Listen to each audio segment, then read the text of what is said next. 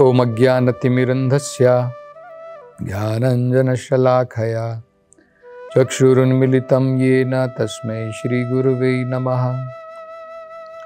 नमो ओम विष्णुपदाय कृष्णप्रेष्ठाय भूतले श्रीमते भक्तिवेदांत स्वामिनिति नामिने।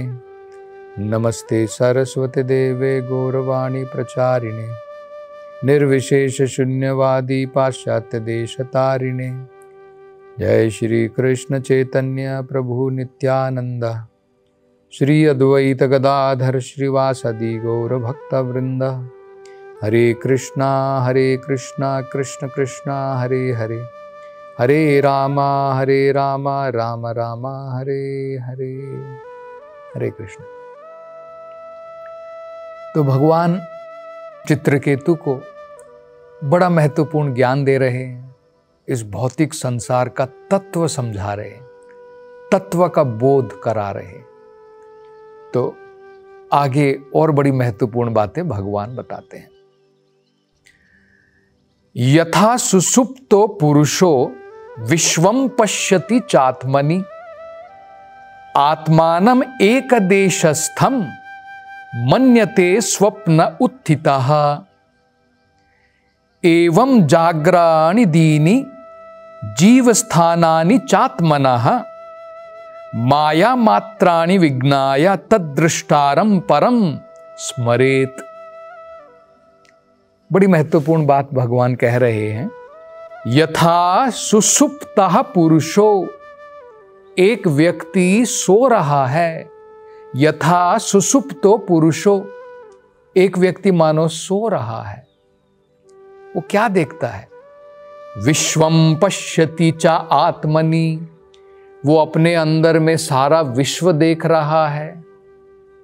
यथा सुसुप्तो पुरुषो, एक व्यक्ति जो सो रहा है, विश्वम पश्यति च आत्मनि, वो देख रहा है पहाड़ है, नदियां हैं, गुफाएं हैं, आसमान है, महल है, बहुत सारी चीजें, पूरे विश्व को भी देख सकता है अपने सपने के अंदर में। कहां देख रहा है? सब अपने अंदर देख रहा है, बाहर नहीं है। वो तो सो रहा है, सब अपने अंदर में सारा विश्व देख रहा है। सारा ब्रह्मांड उसके अंदर में थोड़ी है, लेकिन स्वप्न में देख रहा है।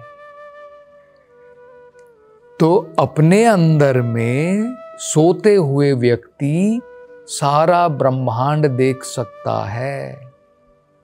यथा, जिस प्रकार से, तो ये एक बता रहे हैं भगवान। आगे देखिए क्या कह रहे हैं। ये एक अवस्था हो गई। दूसरी अवस्था, आत्मानम एकदेशस्थम मन्यते स्वप्न उत्थितः, जब वो स्वप्न से उठ जाता है। स्वप्न उत्थिता, स्वप्न से उठ गया, तब क्या देखता है?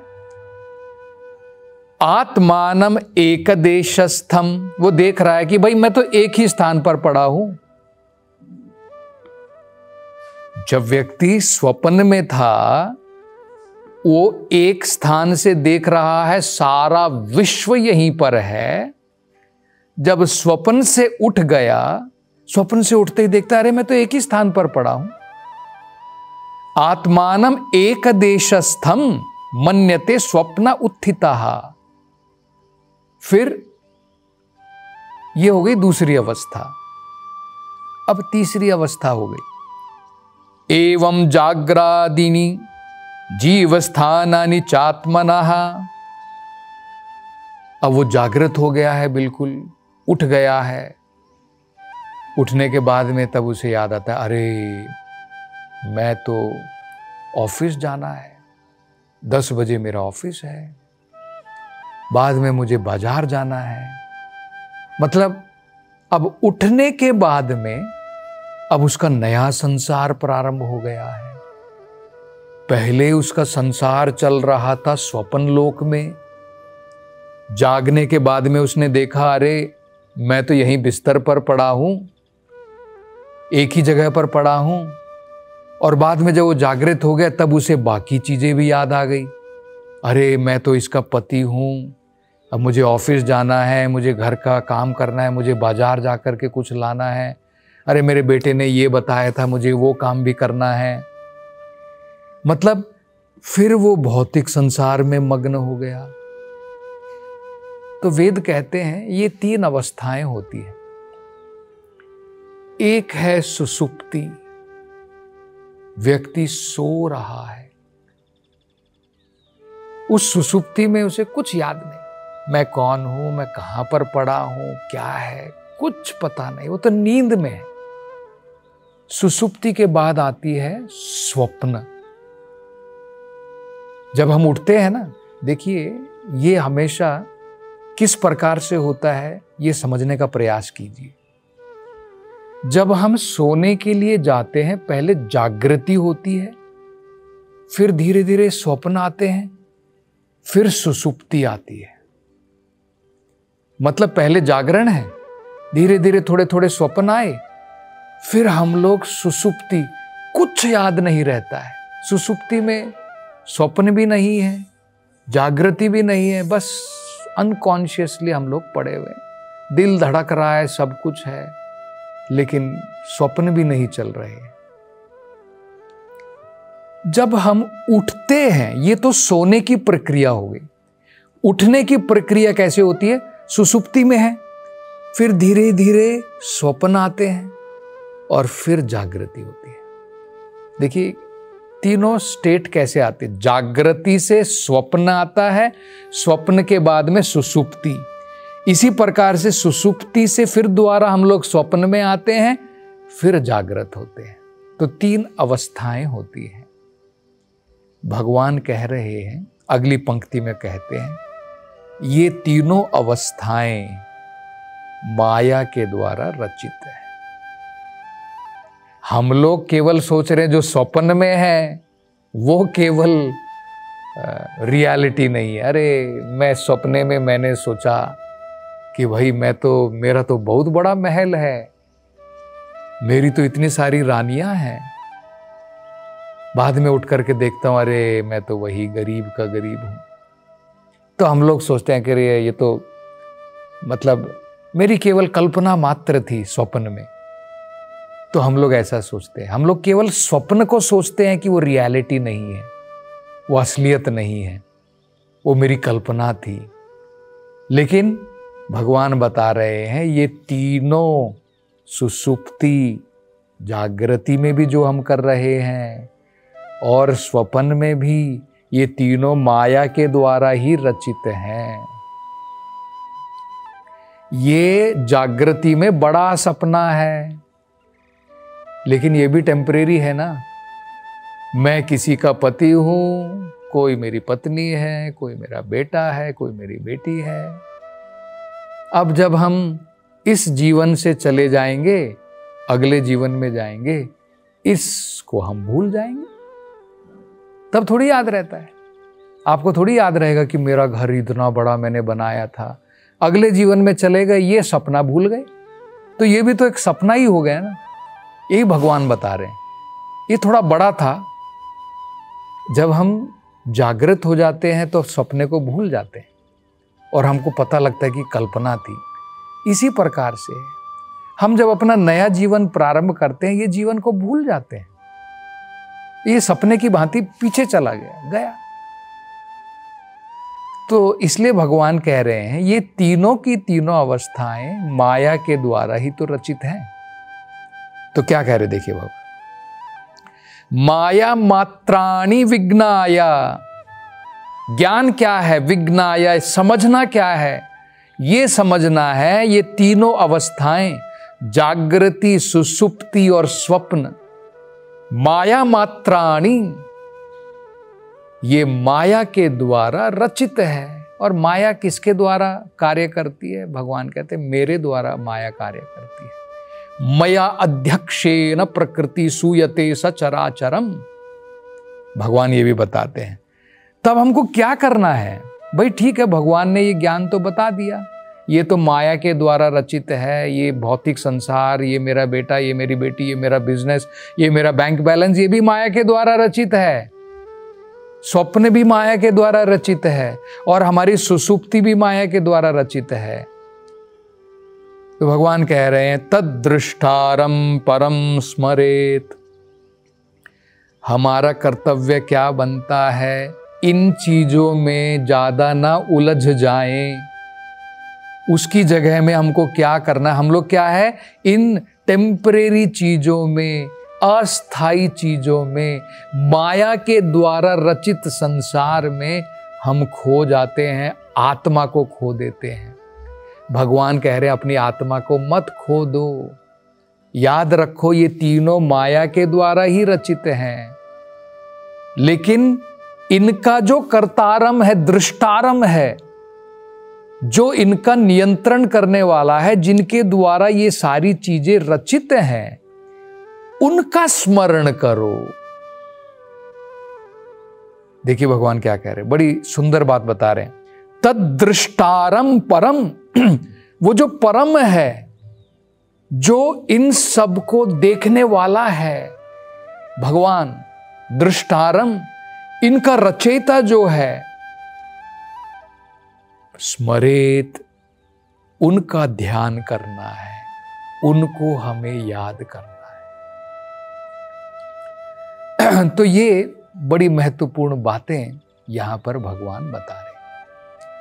तो भगवान यहां पर जो समझने लायक चीज है, जो हमको समझना है, भक्ति विनोद ठाकुर एक महान आचार्य हुए, वो भी बताते हैं, बड़ा सुंदर वर्णन करते हुए कहते हैं।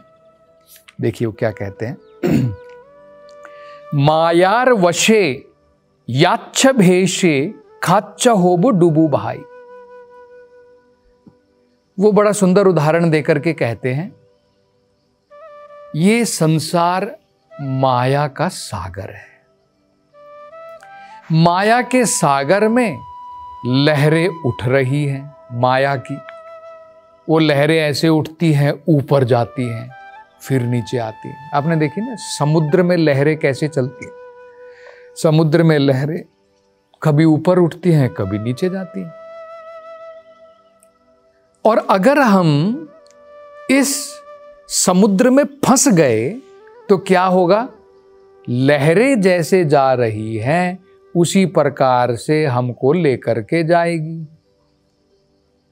आप मान लीजिए समुद्र में फंस गए, आप वहां पर हैं, एक लहर आई जोर से, आपको उठा करके ऊपर ले गई।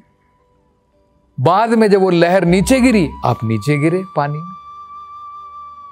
कोई तिनका ले लीजिए, कोई लकड़ी का टुकड़ा ले लीजिए, सागर की लहरें उसको कैसे लेकर के जाते, कभी ऊपर कभी नीचे, कभी कॉर्नर पे चला गया, कभी तट के ऊपर चला गया, फिर दूसरी लहर आई, फिर उसको लेकर के चली गई। ये हमारा जीवन माया के प्रभाव से चल रहा है। इस माया के रचित संसार में कभी स्वर्गलोक में चले गए, ऊपर चले गए, फिर नीचे पटक दिया, हमारे कर्म खत्म हो गए, फिर नीचे आ गए, नीचे के लोकों में आ गए। कभी किनारे पर लग गए, कभी धरती के ऊपर आ गए, कभी नीचे के लोकों में चले गए। ब्रह्मांडे भ्रमिते, पूरे ब्रह्मांड का हम लोग इसी प्रकार से माया के वश में आकर के भ्रमण करने में लगे हैं। कभी सुख भोग रहे हैं, कभी दुख भोग रहे हैं। तो ये अगर हम समाप्त करना चाहते हैं तो भगवान यहां पर तरीका बता रहे हैं कि भाई ये तो सब माया के द्वारा रचित है, इसमें मत फंस जाओ। इसके जो दृष्टारम हैं, इसके जो क्रिएटर हैं, ये जो जिन्होंने बनाया है, जिसके नियंत्रण में ये सारा संसार कार्य करता है, उनको याद करो। स्मरेत परम स्मरेत, दृष्टारम परम स्मरेत। तो उनको याद कैसे करें, हम लोग सोचेंगे भाई हमें संसार में अपना कार्य भी तो करना है। अब भौतिक संसार में आए हैं, शरीर मिला है, शरीर से जुड़ी हुई वस्तुएं मिली हैं, अब संसार में कार्य तो भी करना है। तो यही तो भगवान बता रहे हैं कि बहुत इस संसार में खिंच करके मत चले जाओ, माया के साथ साथ में बह करके मत चले जाओ। जितना हमें चाहिए शरीर को और आत्मा को एक साथ में रखने के लिए, उतना कार्य संसार में करना चाहिए। बाकी का समय हमें भगवान का स्मरण दृष्टारम परम स्मरेत, उस परम भगवान को, उनका स्मरण हमें करना चाहिए। उससे क्या होगा? वही एक ऐसी औषधि है जिसके द्वारा हम इस मृत्यु संसार से बाहर आ सकेंगे। भगवान का स्मरण अगर हम कर लेंगे, ये हमने सीख लिया कि किसी ना किसी प्रकार से संसार में जीवन चला करके, जो चल रहा है वो तो चलेगा, लेकिन अपना समय निकाल करके किसी ना किसी प्रकार से भगवान के नाम का जप करके, सबसे बढ़िया तरीका भगवान के स्मरण करने का कलयुग में वेदों में बताया है, हरेर नाम हरेर नाम हरेर नाम एव केवलम। केवल भगवान हरि का नाम, उसके द्वारा हम भगवान का स्मरण कर पाएंगे। पद्म पुराण में बहुत महत्वपूर्ण बात बताई है, हमें संसार में कैसे रहना चाहिए। उसमें कहा है स्मर्तव्य सततम विष्णु। सततम मतलब हमेशा इस भौतिक संसार में। ये तो भगवान ने भगवत गीता में भी कहा है, माम स्मरेण युद्ध च। ये हमेशा याद रखिए, हमें अपने कार्य भी करने हैं। भगवान ने नहीं कहा केवल मेरा स्मरण करो, क्योंकि संसार में हमें ये शरीर मिला है, शरीर और आत्मा को साथ में रखने के लिए काम तो करना पड़ेगा। तो भगवान ने बड़ा महत्वपूर्ण सीक्रेट दिया है, माम स्मरेण युद्ध च। दोनों कार्य करने हैं, मेरा स्मरण भी करो और अपने कर्तव्यों का पालन भी करो। यही भगवान कह रहे हैं, स्मर्तव्य सततम विष्णु। हमेशा भगवान का स्मरण करो, विस्मर्तव्य न जातुचित। किसी भी परिस्थिति में भगवान को मत भूलो। तो ये बड़े महत्वपूर्ण तत्व बोध जो है भगवान चित्रकेतु को करा रहे हैं, और इसके बारे में आगे चर्चा अगली कथा में करेंगे। हरे कृष्णा।